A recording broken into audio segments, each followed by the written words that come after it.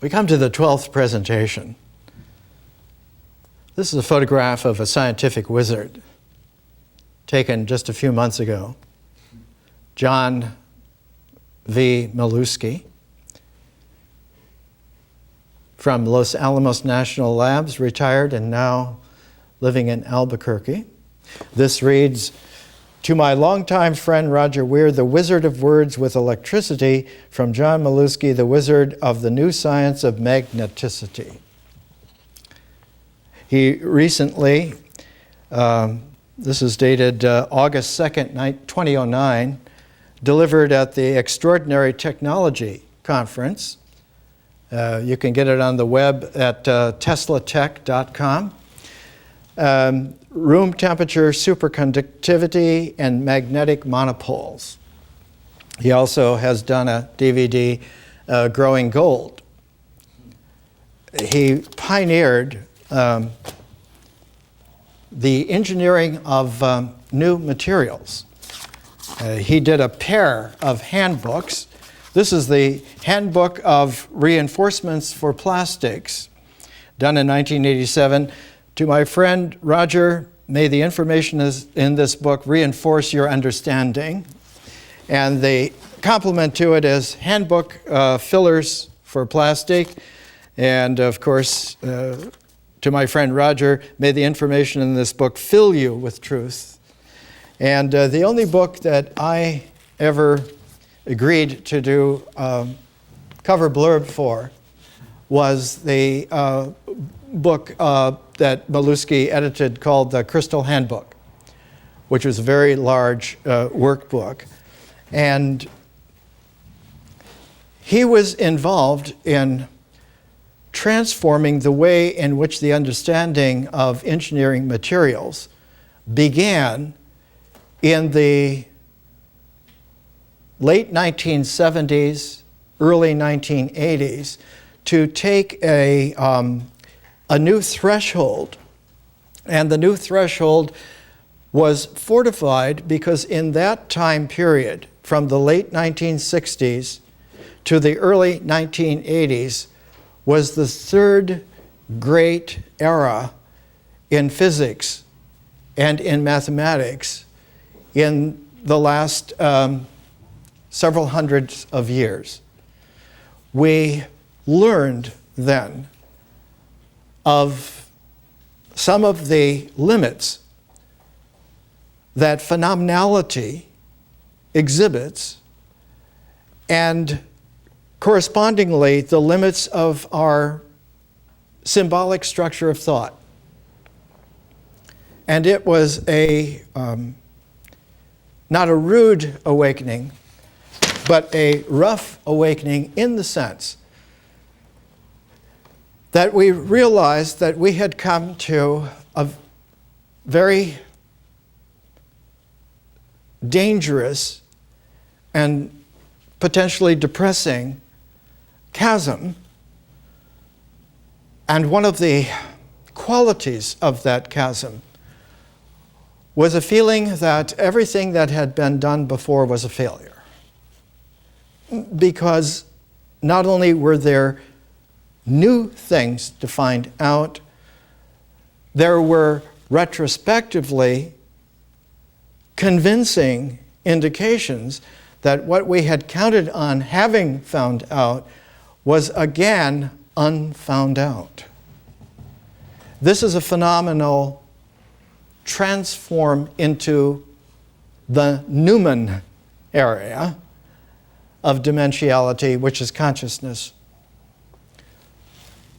One of the shaping tuning forks, when you bring in the extra dimensions of consciousness into the space-time phenomenality, is that time now has a tunability of, and I coined this phrase about 20 years ago, the future and the new past occur in resonant sets together, that as you move into the future, the new past also comes into play, tuned with the future.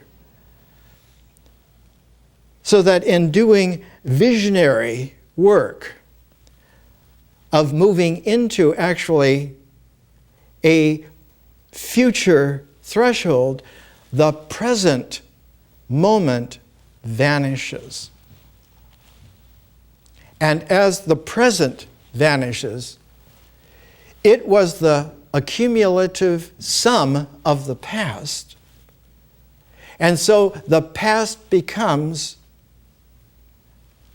thrown into suspension, thrown into the field of the unknown that is tuned to the now not unknown future. No one knows what's going to happen, and no one knows what really did happen, because the present moment has vanished. And one of the dimensions of consciousness that is quintessential in its field of vision is to emerge a six-dimensional personality. And this six-dimensional personality is able, like a prismatic structure, to engender the conscious transform of the present moment, and that is into a presence. And this is why the prismatic person, traditionally and in the future as well, will be called a spiritual person. A spiritual person because they are prismatically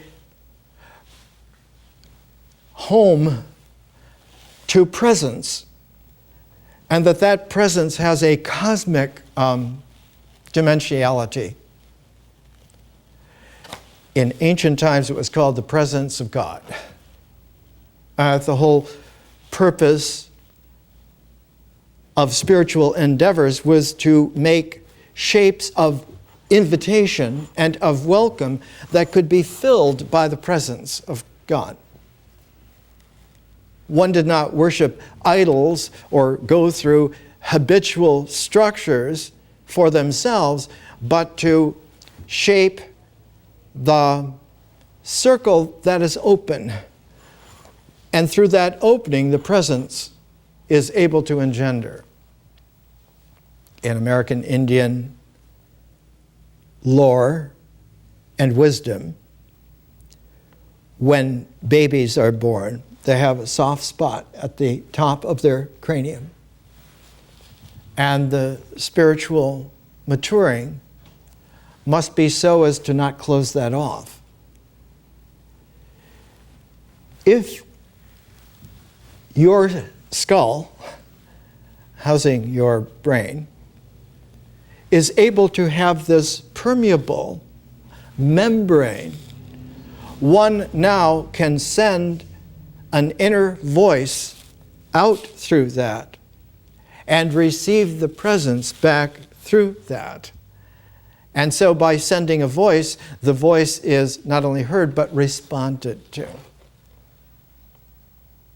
The historical planetary corollary of this is in the Vajrayana in Tibet, where the Bodhisattva Avalokiteshvara looks down with mercy because she hears us if we are open to having sent not the thoughts, but the voice in the field of consciousness through the prism of our spiritual person, prismatically, and receive a resonance, which is a harmonic. And that harmonic is that the cosmos hears us. The Bodhisattva Avalokiteshvara, hearing us, responds. In the Vajrayana, the special manifestation of Avalokiteshvara is the Dalai Lama in the Gelugpa order. And the founder of that order, Tsongkhapa, the yellow hat Lama, about 600 years ago, his archetypal founding document, it translated into English, is the essence of the speech of pure gold. that one has refined the materia of your phenomenality so that the spiritual gold now is the transcendent body that can speak prismatically. And through that super essence, not only are you heard by the Bodhisattva, but the entire Buddha field becomes a home. And in that Buddha field, there is not only a zero field of mystery, but there is an infinite field of possibility. One of the most profound of the founders of quantum mechanics was a man whose initials are P.A.M., Dirac.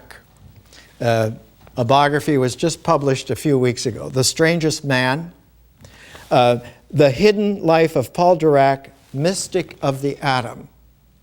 Now, Dirac's collected works, the first volume from Cambridge University Press looks like this. This is up until 1948. He lived until 1984.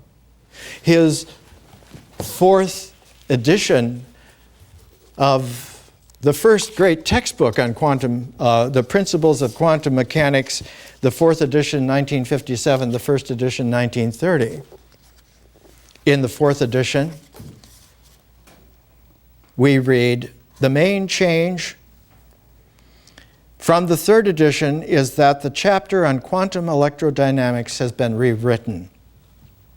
The quantum electrodynamics given in the third edition describes the motion of individual charged particles moving through the electromagnetic field in close analogy with classical electrodynamics.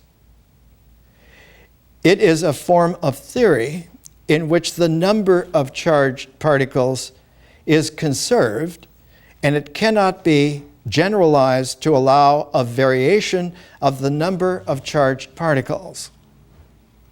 In present day high energy physics, this is 1957 already, a quantum electrodynamics which demands conservation of the number of charged particles is therefore out of touch with physical reality. So I have replaced it by a quantum electrodynamics which includes creation and annihilation of electron-positron pairs, but provides a closer description of nature. It seems that the classical conception of an electron is no longer a useful model in physics, except possibly for elementary theories that are restricted to low energy phenomenon. Now, the electron was discovered as a particle in 1896, and in 1996, Electron was published, a centenary volume of essays. And we, by 2010, coming up very soon, are moving rapidly into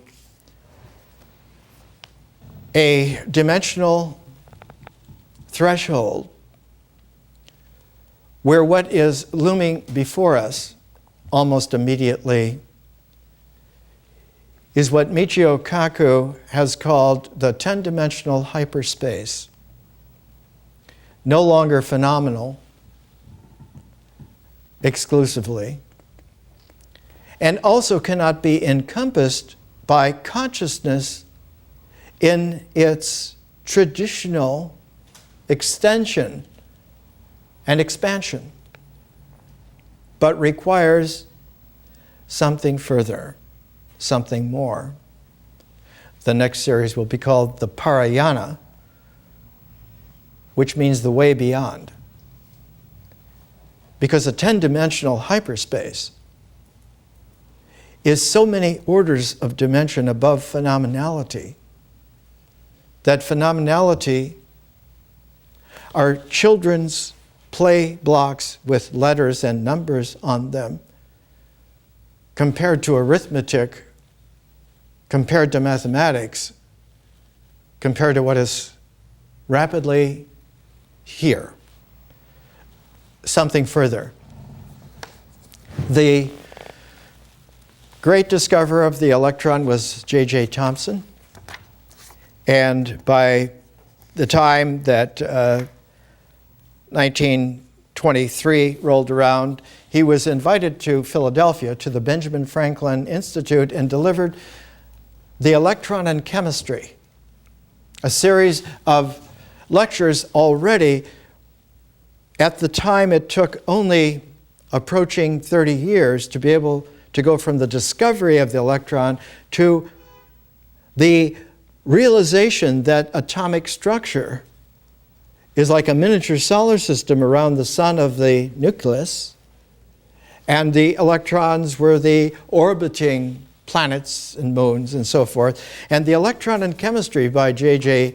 Thomson was enlarged and enhanced by just a few years later by an enormous jump. One used to call it a quantum jump. The Nature of the Chemical Bond and the Structure of Molecules and Crystals by Linus Pauling.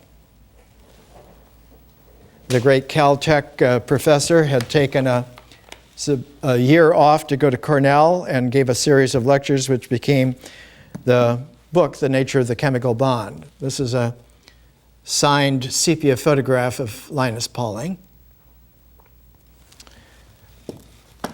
What I'm displaying for you, for your appreciation, and we'll come back to a few words of Pauling in the latest edition, 1960, of The Nature of the Chemical Bond. What is being displayed here for your attention is that the pace of a convergence is indeed speeding up, but it does not speed up in terms of a normal pace. It speeds up in a convergence of all curves. And all of the curves carry, for us, the intelligence and the understanding and the structure of our minds. But the convergence converges on a vanishing. And just before the vanishing, converges to a single point, a true singularity, not the idea of a singularity. The historical Buddha, in his Magadhi form of Sanskrit, called it ekagrata, single-pointedness. And the quality of the single-pointedness is that its single-pointedness is an illusion. Because as soon as one is able to hone the structure of symbolic thought to its center, the center vanishes, not like a black hole, but like an invisible vanishing. There is no phenomenality whatsoever. What happens then, instantly, is that the entire field of infinity occurs in such a way that is not ever going to be structured phenomenally as an idea. If you have held to the identification of your life and your sense of identity, what happens when it vanishes and infinity occurs is described beautifully in the Vajrayana in the Tibetan Book of the Dead, the Bardo Thodol, where 7 sets of 7 in a matrix of 49 days occurs. And of course, those who will come to see and recognize that the origins of the Vajrayana are in the Mahayana, and that the Mahayana was seated by Hellenistic Judaism in the matrix of Jesus sent by St. Thomas to India, who within 2 generations changed the Buddha's way of the elders, the Theravada, into the great way, the Mahayana, which then refined itself in distillation to the Vajrayana, the diamond way, which now is being recalibrated into the Parayana. That's what's happening here. That infinite field now is the intervals between the quanta. Before the zero field of nature was the intervals making quantization possible. If the quanta touched continuously, there would be the unity of the continuum, whereas it is discrete. One can make each note in a scalar sounded in its linearity faster and faster until it becomes indistinguishable by the phenomenal ear. One can take the zeros and ones in a binary for computers and run 1 trillion bits per second, a terabyte. And it would take equipment sophisticated enough to be able to discern that indeed, even at a terabyte, it was not continuous. The zeros were equal to the ones all the time. Each was a bit, and together are a byte. Takes 2 kinds of jaw to bite. Takes a 0 and a 1. So that one grasps, one bites, literally because the balance of the zeros and ones. In consciousness, the zeros are in a trance field where they're infinities. So that now the onenesses are spaced by infinities. Not just sometimes, or in special cases, or even all the time, but they never were not spaced this way. The third level, when one gets into hyperspace, and what occurs there is that the binary becomes 0 and infinity, and the ones do not occur at all. This is an 11-dimensional, mysterious process that string theory alludes to but cannot prove because the math is ineffectual. There is no proof for that. It, in fact, is the context within which any proof could occur on the phenomenal level. And so the 11-dimensional zero mystery field of nature lets particality and waves occur in pairs, and this is how the familiar universe comes to be. So that there is a very interesting kind of an ecology, but without the dimensions of consciousness, one would never be able to not grasp it, not bite it, but first of all, to appreciate it, and second of all, to analyze it, and third, to participate. So the participation of prismatic six-dimensional persons with an eight-dimensional cosmos forming a nine-dimensional complementarity that engenders then a 10-dimensional hyperspace that flows 11-dimensional zero-field nature and spontaneously generates time, which blossoms into energy that immediately becomes space. And so space-time is a four-dimensional frame of reference, carries itself all the way through a four-phase cycle.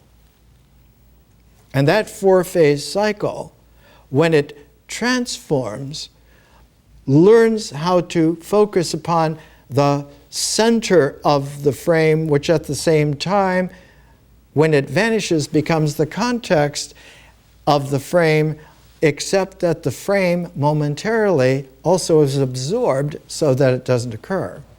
Not only does the point of identity vanish, the frame of reference vanishes as well. But reoccurs as a facet.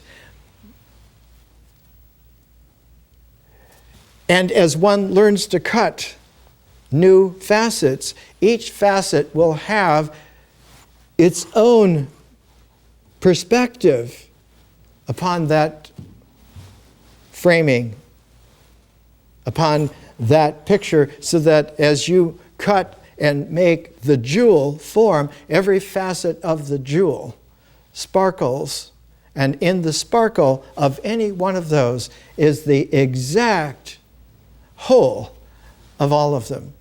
The original word for that occurs in Philo of Alexandria. He called it the Logos cutter. Jesus was the Logos who can cut the spiritual personality out of the infinite frame. When it got into the Mahayana and got matured, it took about 800 years for it to really get matured. It takes a long time. It was called the Vajrachedika Sutra, the Diamond Cutter Sutra. And in the Diamond Cutter Sutra, you have an interesting shape. It's shaped very much like Homer's Iliad. The beginning is tuned to the end. And as you read into the Iliad, you can read back from the end of the Iliad back to a single point of pivot upon which the entire epic is founded. The moment of the death of Patroclus. So that the Iliad is balanced on a single point, the Vajrachedika is balanced upon a single point exactly in the center of it. And in English translation it reads, awaken the mind by not letting it rest on anything. Let's come back to Paul Dirac. His wife, named Mancy, of 40-some years, was a sister of the great physicist Eugene Wigner. And Dirac was the occupier of the Lucasian Chair of Mathematics at Cambridge. Lucasian's first chair of greatness was Sir Isaac Newton. In our day, now Stephen Hawking occupies that chair at Cambridge. It's one of the most prestigious university chairs in the world. But Dirac's wife could not stand the hoity-toityness of Cambridge Don upper crust materials and protocol, and so she convinced him to accept an honorary appointment and retire to Florida State University, where he lived until 1984.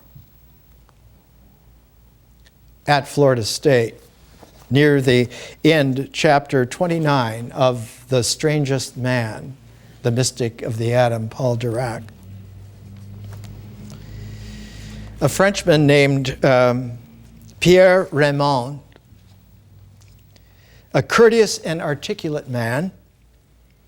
Raymond is an American who speaks with a richly musical voice whose accent is a constant reminder to his listeners he was born and raised in France. After lunch one Wednesday in the early spring of 1983, now 1983 is the time in which the Fermilab outside west of Chicago, under the leadership of Leon Lederman, were finally able to use the high-powered Fermi accelerator, now called the Tevatron, to find two of the highest energy particles that have ever been found and almost complete the family of subatomic particles, the Z particle and the W particle, in both its plus, minus, and zero charge. Raymond drove from Gainesville to give a colloquium at Florida State University, hoping that his hero and guiding light, Dirac, would be in the audience. Sure enough, when Raymond arrived in the 7th floor seminar room overlooking the campus, he saw in his audience the daydreaming figure of Dirac, slight as a pixie. He was 81 years old. In his presentation, speculative but assured, Raymond discussed the possibility of setting out fundamental theories not in the usual 4 dimensions of conventional space-time, but in a higher number of dimensions. Throughout, Dirac appeared to be snoozing, and during the questions afterwards, he said nothing, but when the seminar broke up, he unusually lingered until he was with the speaker alone and the door was shut. Raymond had met Dirac twice before, but had not been able to draw him into anything resembling a normal conversation. I had heard that the only way to persuade Dirac to talk was to ask him a non-trivial question that required a direct answer, Raymond recalls. Dirac was usually limited to 3 replies. Yes, no, I don't know. So he asked Dirac directly whether it would be a good idea to explore high-dimensional field theories like the ones he had presented in his lecture. Raymond braced himself for a long pause, but Dirac shot back with an emphatic no and stared anxiously into the distance. Neither man moved.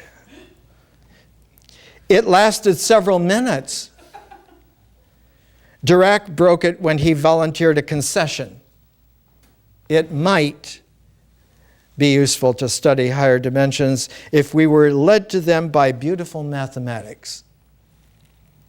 Encouraged, Raymond saw an opportunity. Doing his best to sound understanding, he invited Dirac to give a talk on his ideas at Gainesville anytime he liked, adding that he would be glad to drive him there and back. Dirac responded instantly, "No, I have nothing to talk about. My life has been a failure." Raymond would have been less stunned if Dirac had smashed him over the head with a baseball bat. Dirac explained himself without emotion. Quantum mechanics, once so promising to him, had ended up unable to even give a proper account of something as simple as an electron interacting with a photon. The calculations ended up with meaningless results full of infinities.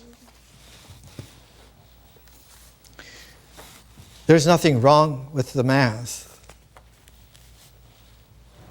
The results end up with infinities all over the place. Not only all the time, but outside of time.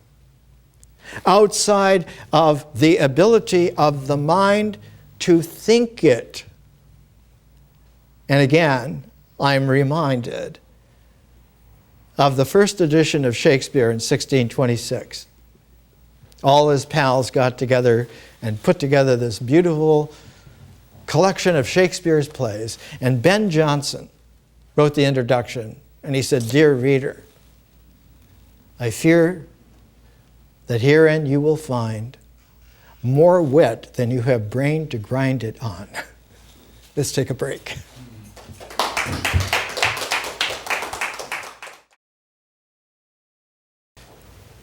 In the 1950s, those of us who were in university engineering classes used to wear our T-squares like revolvers on our belt and have courses in the thermionic emissivity of molten metals and various things. And our bookstore, I went to the University of Wisconsin as an undergraduate. Our bookstore was not the normal literate college bookstore. It was filled only with engineering books. And the only paperback series were Dover books, Dover Science and Math and Engineering books. One of the reprints of one of the classics there is this one, An Introduction to the Theory of Fourier's Series and Integrals. Standard, it's been around for a long time, now replaced by several thousand books on Fourier series. This one from Cambridge University Press by two professors at in Israel at the Israel Institute of Technology is actually very good. Chapter 4, the definite integral. Two short paragraphs that are illuminating. Page 89. In the usual elementary treatment of the definite integral, defined as the limit of a sum, it is assumed that the function of x considered may be represented by a curve. It's an artistic slouch. The limit is the area between the curve, the axis of x, and the two bounding ordinates. For long, this demonstration was accepted as sufficient. Today, however, analysis is founded on a more solid basis. No appeal is made to the intuitions of geometry. Further, even among the continuous functions of analysis, there are many which cannot be represented graphically. This edition came out classically in 1930.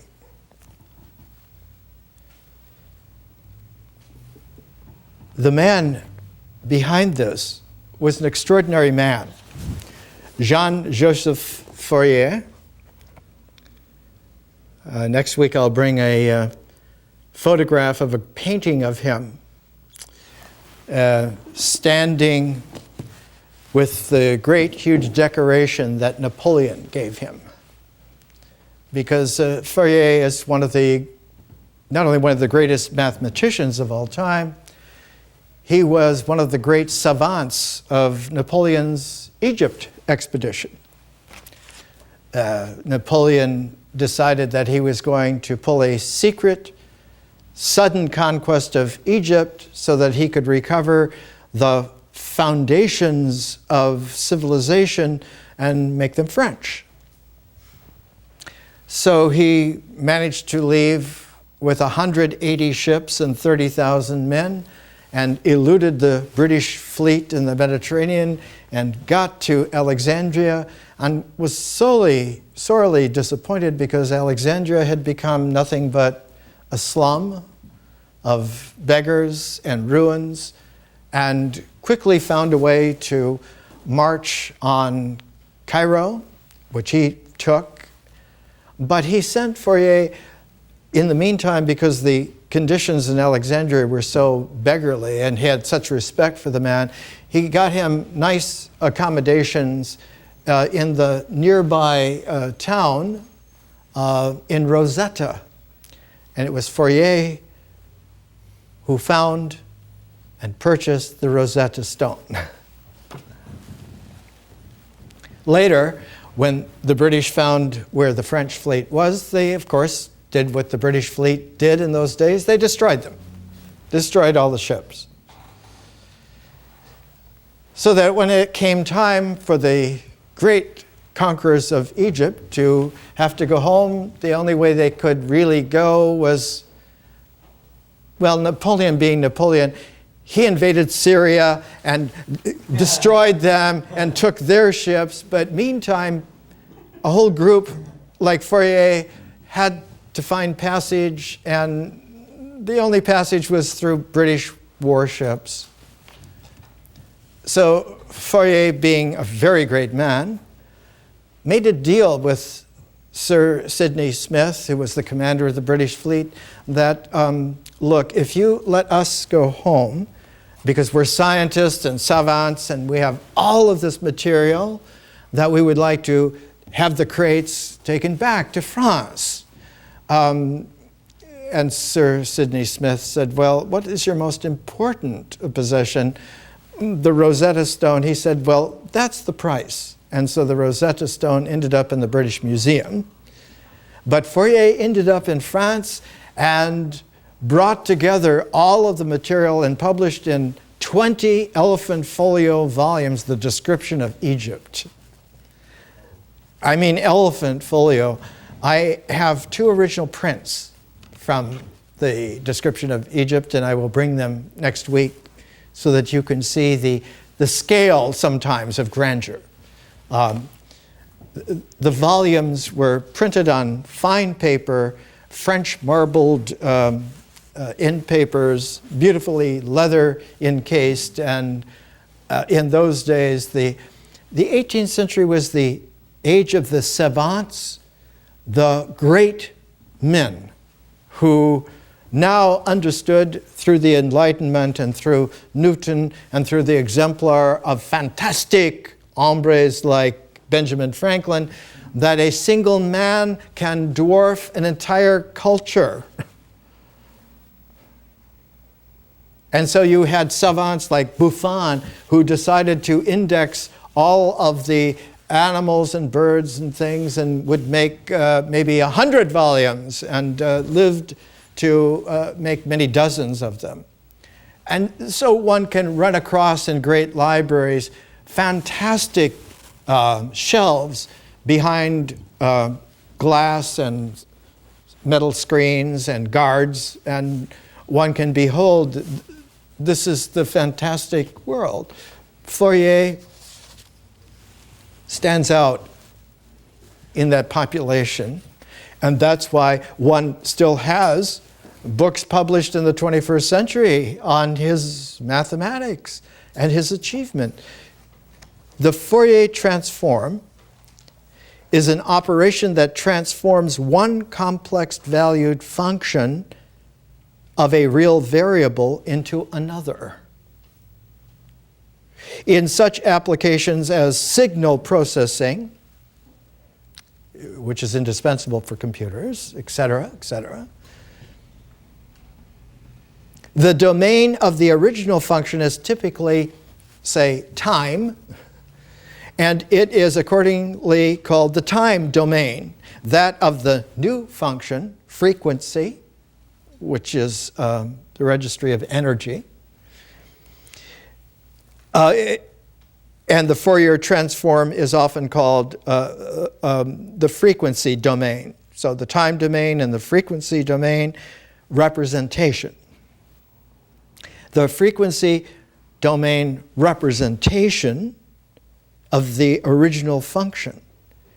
It describes which frequencies are present in the original function, time, what energies are in the time series as an energy series.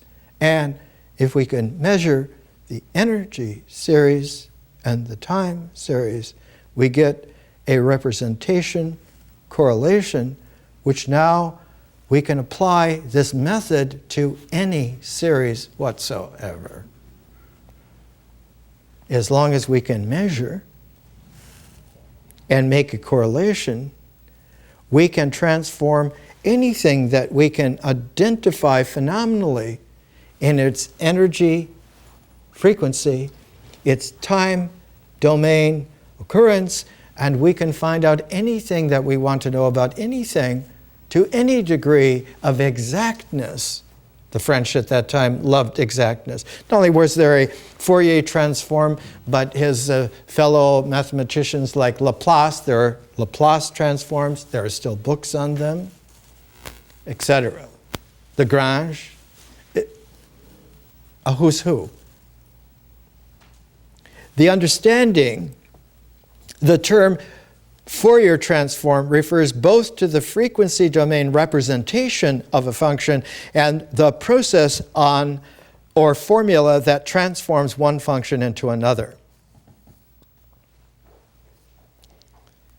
There also comes from this then a Fourier analysis, and it is one of the early bases of the way in which a function of several variables, which is important, for instance, in the physical study of wave motion and optics. So there are such things as Fourier optics, which eventually in our time led to active optics and adaptive optics, which allowed telescopes to grow larger than the phenomenal original limitations, that you could only have a telescope so large because the pull of gravity would sag the glass. So by making some transformations of materia and shape, now one comes out with hexagons that can be put together so that one not only has limitations of this kind of a telescope so that the glass will sag from gravity. With the new honeycomb structure, you can have telescopes of any size.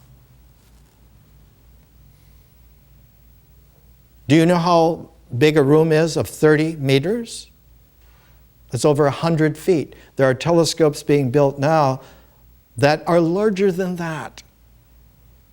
And the James Webb Space Telescope, which will replace the Hubble in about 6 years, will be so large and so powerful that one will be able to see someone light a cigarette on the moon if you could.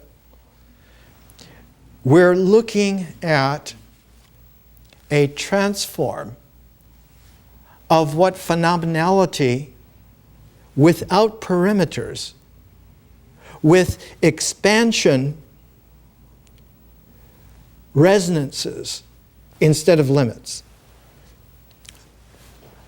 But the resonances, like all resonances, like all wave forms, are another side of the phenomenality. The particles are phenomenal, the waves are phenomenal. They can be held in phenomenal sets. They can be held in integrals. There are all sorts. One of the great mathematicians later was Riemann, and there are all kinds of things of Riemann surfaces. The theory of Riemann surfaces lies in the intersection of many important areas of mathematics. Aside from being an important field of study in its own right, it has long been a source of inspiration, intuition, and examples for many branches of mathematics. These include complex manifolds, Lie groups. L-I-E is not a lie. Sophus Lie was a Danish mathematician. Scandinavian. Number theory, harmonic analysis, algebraic topology. The development of the theory of Riemann surfaces consists of three parts: a topological part, an algebraic part, and an analytic part. And then they go on from there. And we'll talk about Riemann a little bit later, because these kinds of steps, which were huge, giant steps, became collected into ordered sets. The most powerful of the sets was made by James Clerk Maxwell, a Scottish genius employed by the English to be brilliant. And he wrote in 2 huge volumes the treatise on the theory of electromagnetic energy, which put it all together in such a way that it would have stayed together except for the discovery of electrons and X-rays and radiation. And it took a brilliant woman like Marie Curie, who came from her native Poland to France, found a beautiful scientist, Pierre, married him because she was marriageable indeed, and brilliant beyond belief, even more than her husband. And it was Marie Curie who showed that radiation is a universal energy that comes out of the atomic structure. And when it comes out of the atomic structure, it introduces us to whole new realms of what we didn't know. And one of the realms is like Linus Pauling writing here.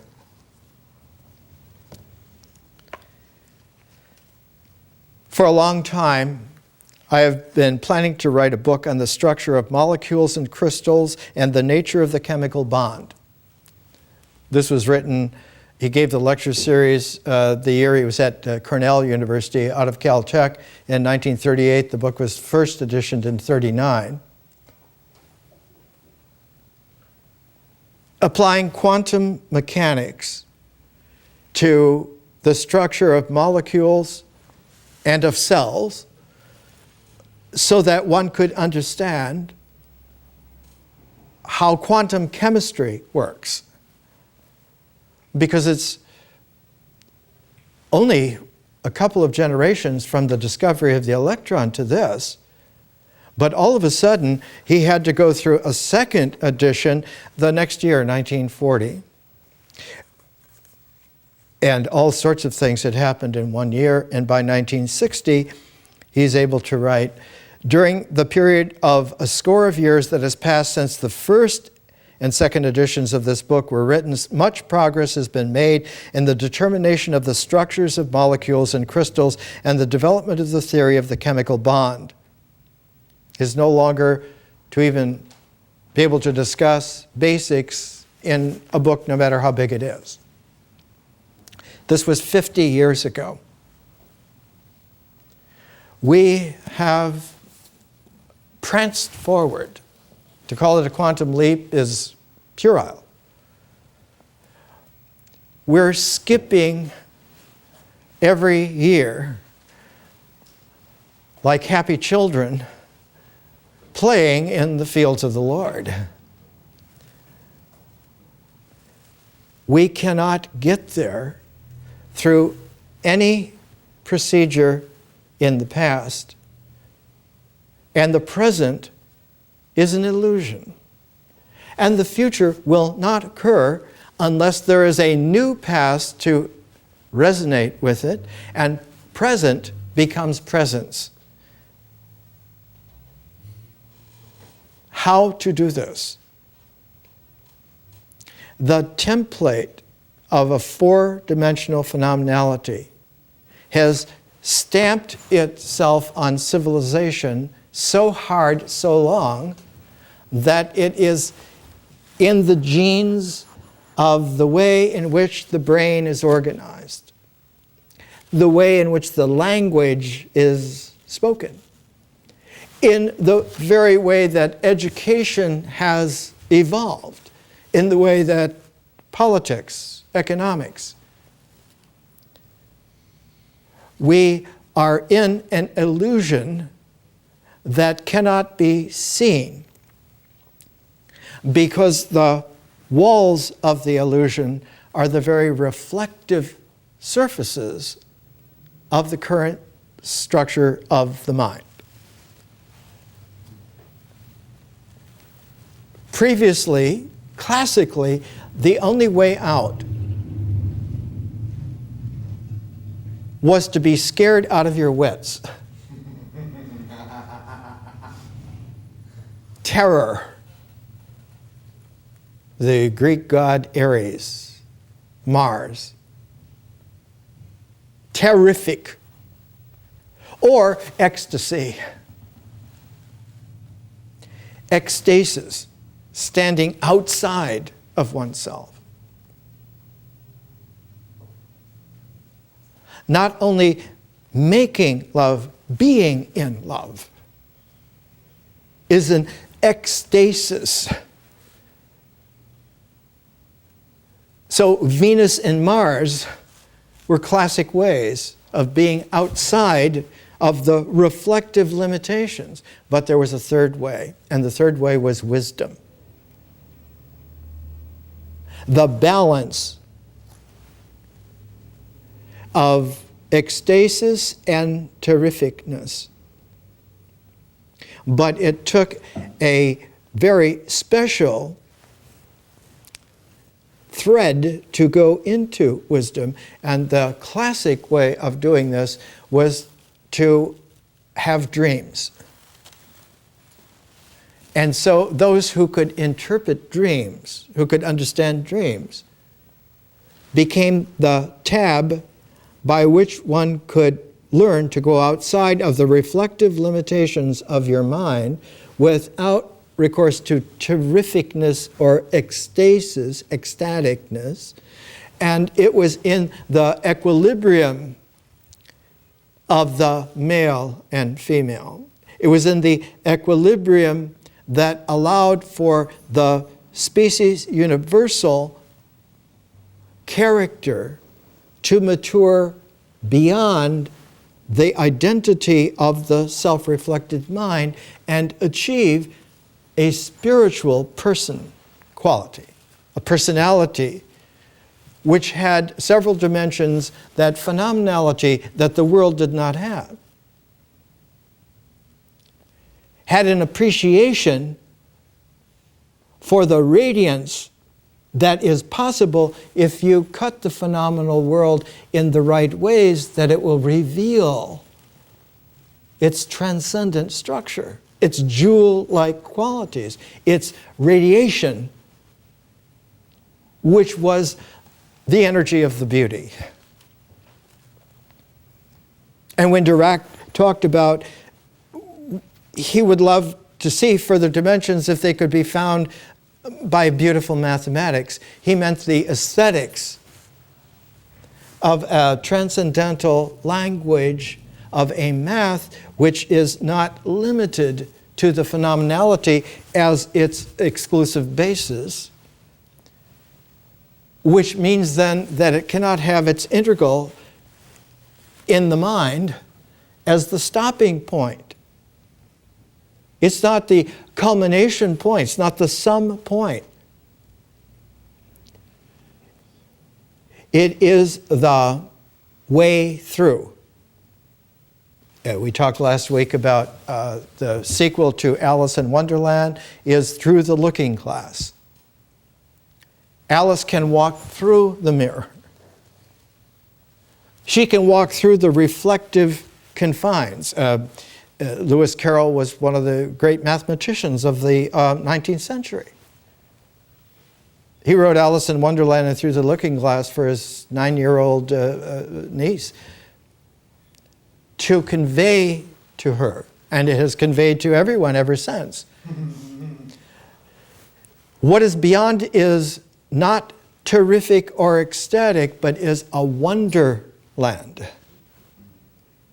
And going through the reflectivity of the mind does not mean breaking the mirrors, but to learn to see through the backing of the mirrors so that they become windows rather than mirrors. And as one approaches them, they not only are not glass, but they are like a membrane. And that as soon as you enter into the interface with the membrane, it vanishes and leaves an openness. And when one can see through the open frame, now you can compose. Edward Weston, the great American photographer, in his day books, one place said, composition is the strongest way of seeing. Because your theoria in Greek means contemplation. It's not an idea in the symbolic structure, it's a contemplative vision of what might be possible if you explore it in such and such a way, that your theory is now something that gives you an open frame. One of my good friends in the San Francisco 60s was the founder of the Diggers, giving free food all over San Francisco, Emmett Grogan. And Emmett had apprenticed to a great Italian filmmaker, Antonioni, Michelangelo Antonioni. And he said Antonioni, when he was first thinking about a film, would walk around with a little slide that had no picture in it, was just the open frame of the slide, and he would hold that up to begin to get the gauge of how to look at this scene, at this person, at this cluster of people, and he would begin to get his calibration, which then he would put into his jet stream flow of director's genius. And when you see La Ventura or Red Dust, I mean, mouth is open. It's colossal, because it is a full speed, seamless ribbon of being able to see not only openly, but the appearance of phenomenality that all the time discloses that its meaning is in the openness and not in the limitedness. It's not in what they do. It's not in what they say. It's in who they are struggling to become together. Here is the film. Another film from the same time, Juliet of the Spirits, Fellini, where Giulietta has to learn that she cannot simply see herself in the identification of her role as the wife who is being cheated on, as the bird in the beautiful home cage out in the fancy suburbs, that she begins to learn to go through the looking glass, through the limitations of the roles and the identities and the situations that confined her more than defined her.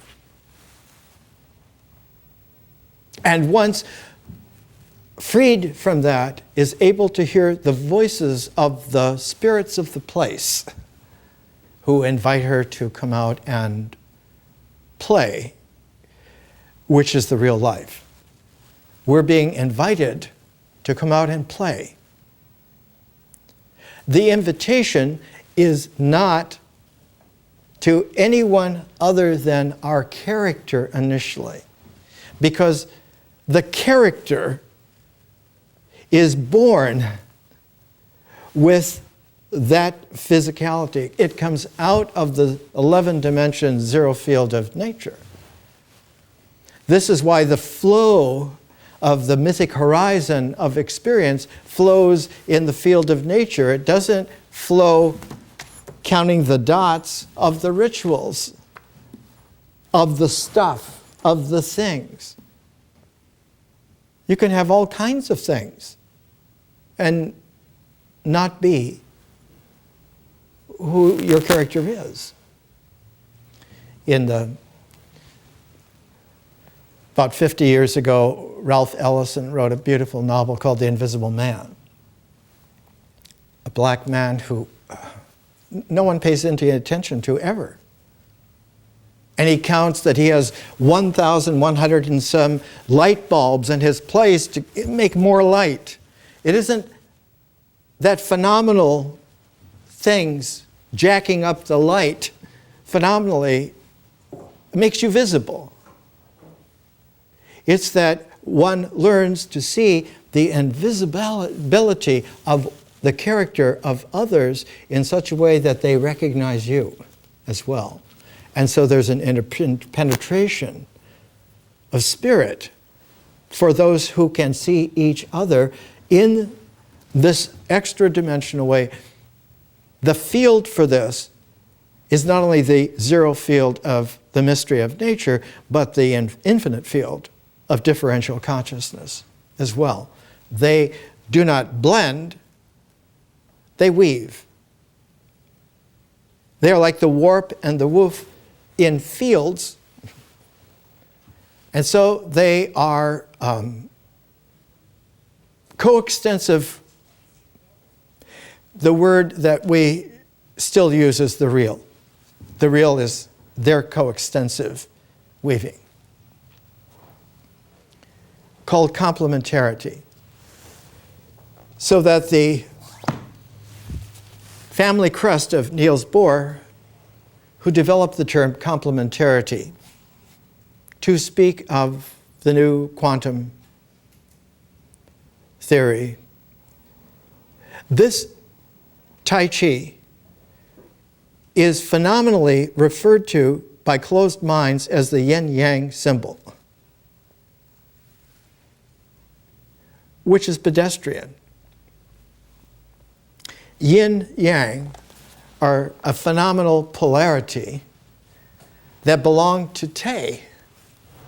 Te is the unifying, the energy that converges to something, the existentiality, which always has a cinching polarity, because without the polarity, the electrons and the protons wouldn't get along and cinch and make stuff.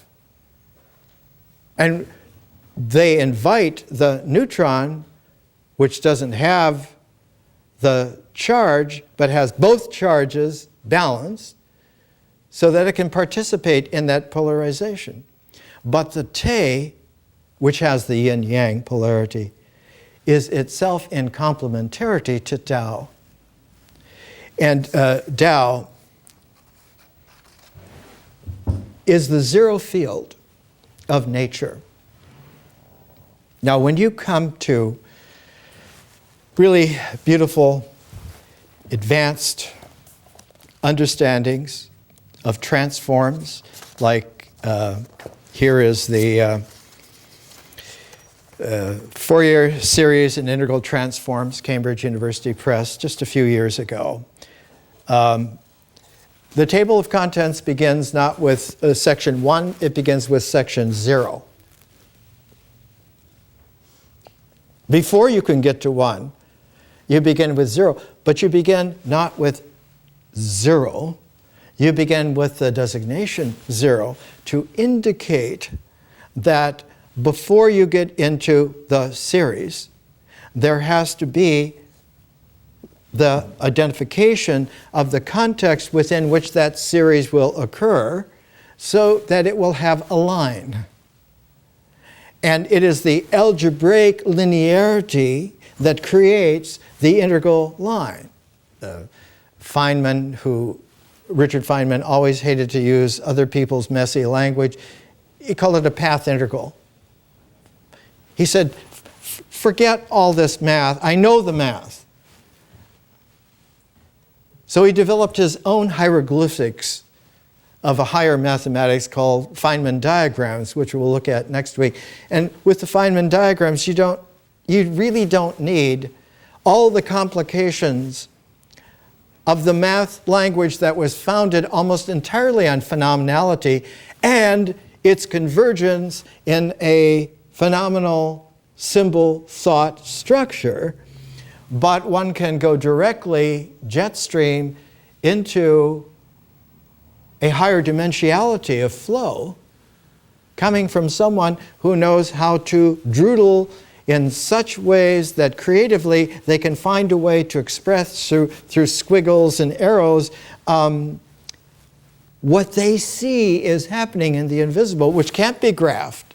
Of course it can't be graphed, but it can be expressed. This is the beautiful mathematics.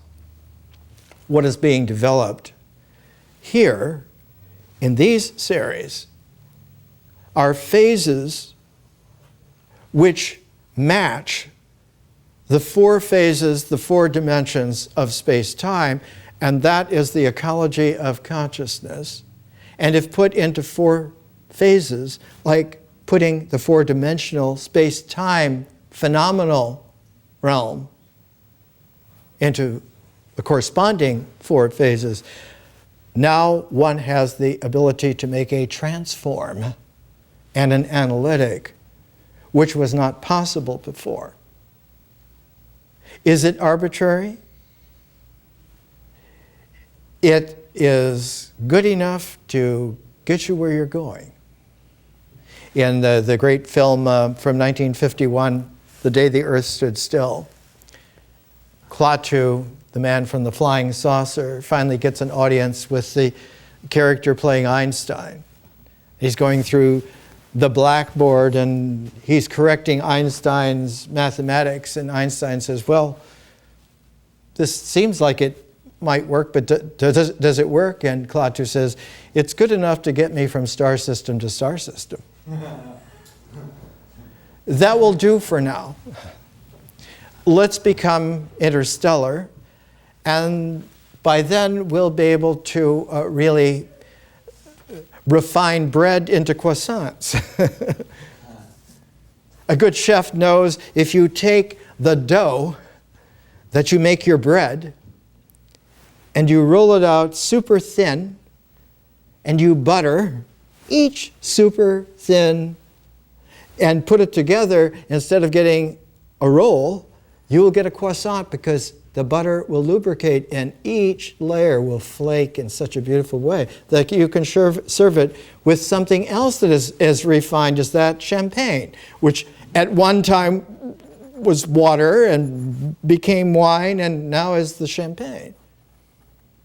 The double transform. The first transform is an art, the second transform is a science. And if you can have them both in harmonic, now you got jazz. More next week.